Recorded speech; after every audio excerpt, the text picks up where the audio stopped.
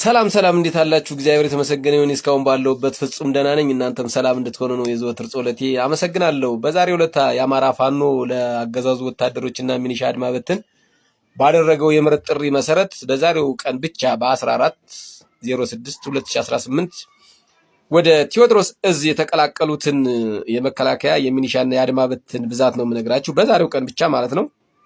በዚሁም መሰረት 102ኛ ኮር 102 ኮር 13 መከላከያ 10 አድማ 201ኛ ኮር 2 መከላከያ 3 ሚኒሻ 105ኛ ኮር 3 አድማ በትን በዛሬው ቀን ብቻ ወደ ፋኖ ተቀላቅለዋል ማለት ነው።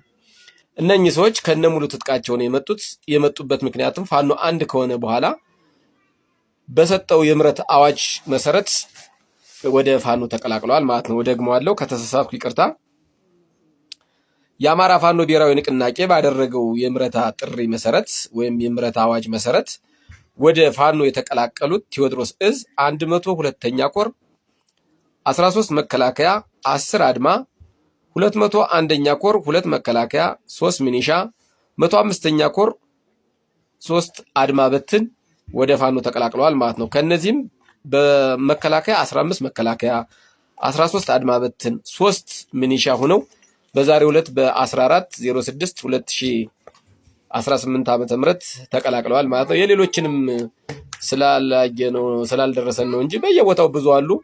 እንደዚህ እየመጣ የሚቀላቀለውን ወደ ሚዲያ እያወጣችሁ ሁሉንም እንትን ብትሉ ለትግላችን አሪፍ ነው የሚሆነው ማለት ነው። እንኳን ደህና መጣችሁ ብያለሁ። አመሰግናለሁ።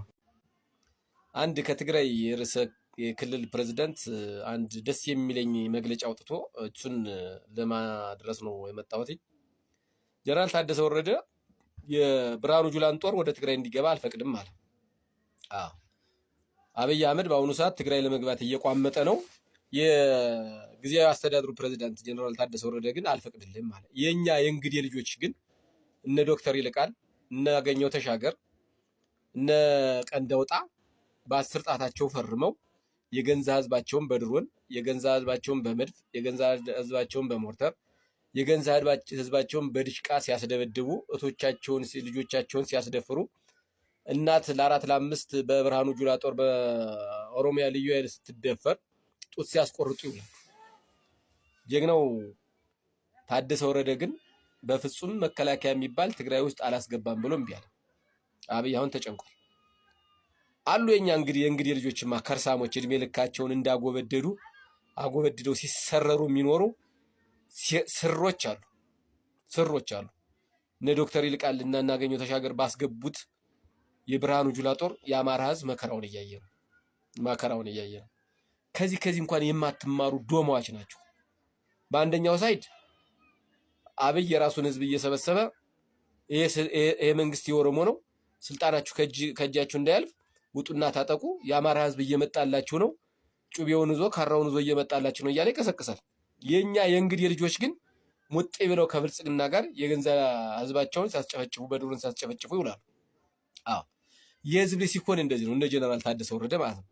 ከህዝብ ውጪ ሌላ ነገር ማድረግ አልችልም፣ ስለዚህ መከላከያ ሰራዊት የሚባል ትግራይ ውስጥ አላስገባም ማለት ጀግና ማለት እንደዚህ አሉ። የኛ እንጂ ከርሳሞች እድሜ ልካቸውን ሲሰረሩ የሚኖሩ ፊንቶች አፈር ብሉ።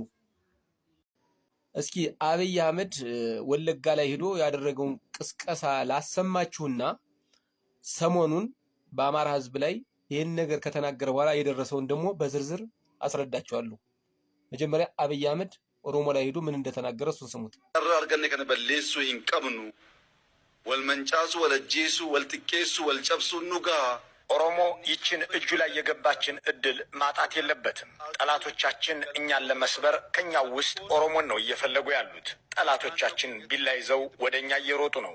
ህዝባችን መንቃት ያለ እንግዲህ የሀገሪቱ ጠቅላይ ሚኒስትር አንድ ህዝብ ላይ እንዲህ አድርጎ ከሰበከና አንድን ህዝብ ደግሞ አንቋሾ እንደ ወንጀለኛ ከተናገረ በኋላ በአሁኑ ሰዓት ይህን 2 ቀን በ14 እና በ13 ማለት ነው በአማራ ክልል ህዝብ ላይ ጭፍጨፋው ተጀምሯል ማለት ነው። በዚህም መሰረት በኦሮሚያ ልዩ ዞን በኤፍራታ እና ግድም ወረዳ ላይ በመንግስት የሚደገፉ ታጣቂዎች አርሶ አደሮችን ጨፍጭፈዋቸዋል።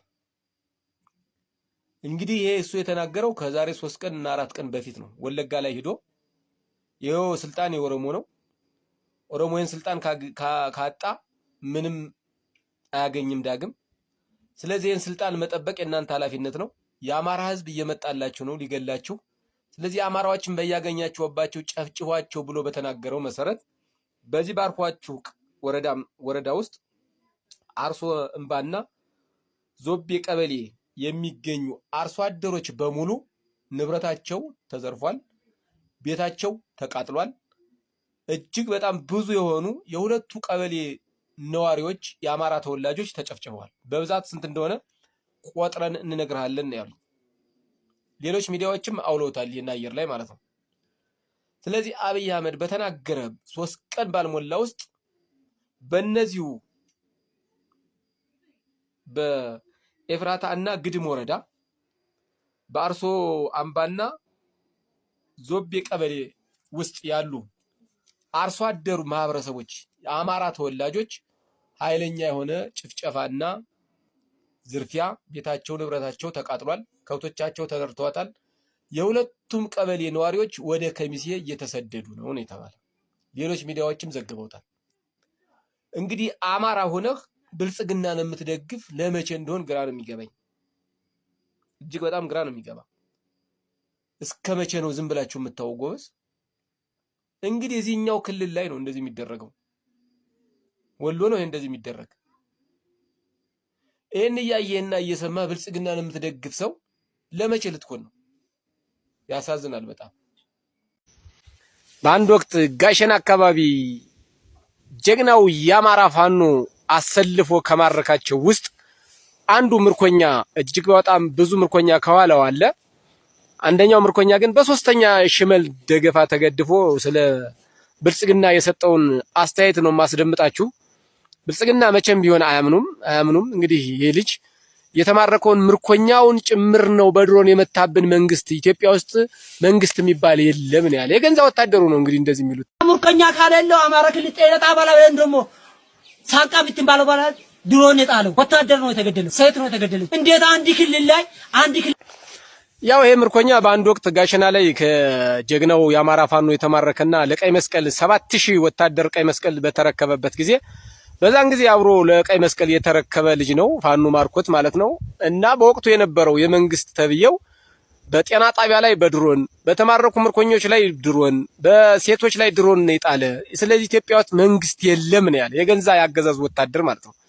ፋኖ እንደዚህ ነው በቃ ይችላል። በምክንያት ነው ፋኖ የምንለው በዚህ ምክንያት ነው።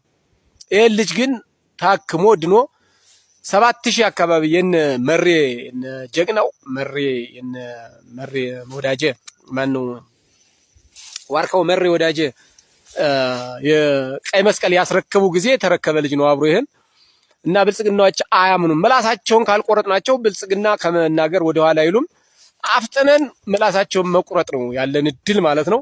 አማራ ሌላ አማራጭ የለውም በአሁኑ ሰዓት ሌላ አማራጭ የለውም። እነሱ አሁን በየመድረኩ እየወጡ እንደራደር ቀባት 3 ምናምን ነው የሚሉ።